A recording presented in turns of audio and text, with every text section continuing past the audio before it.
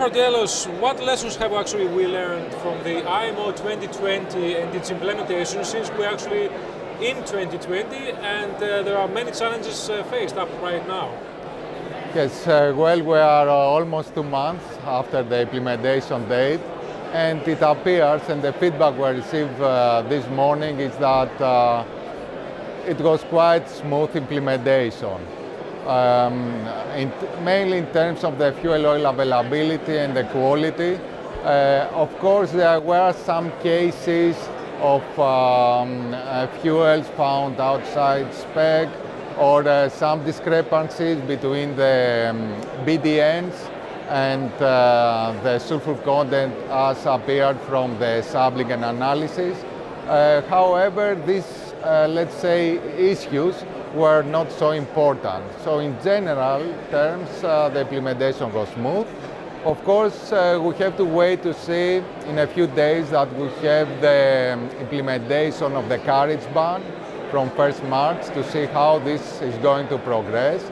And at the beginning, there was a rapid spike, let's say, peak of the prices of compliant fuel.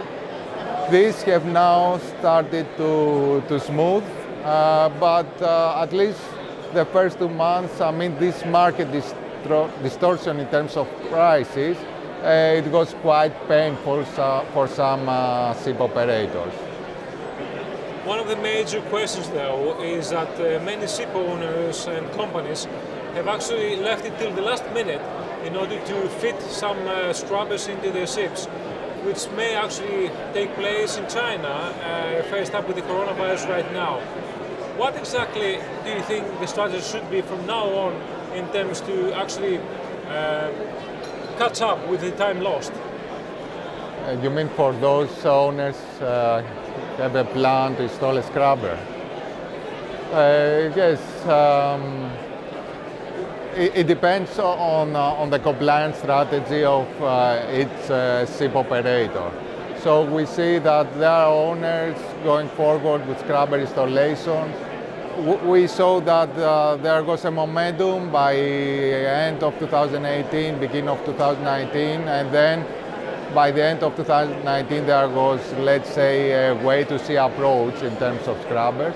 There are some ship owners that they are still considering this option because of the fuel price spread.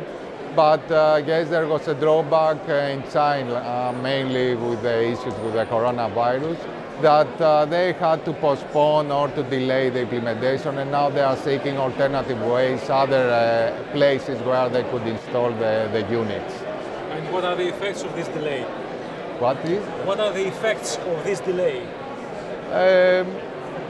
There are, let's say, some commercial issues with these owners because they have to reprogram again or to postpone the scrubber installation, of course with the association and the agreement with their charterers. So there are some, let's say, short, small commercial impacts. Today you are actually attending the 11th annual Link Capital Link Group Shipping Forum. What are your impressions of it? Well, I have attended the morning session, the 2 panel discussions. I think they were very useful. We had valuable feedback from experience from ship operators.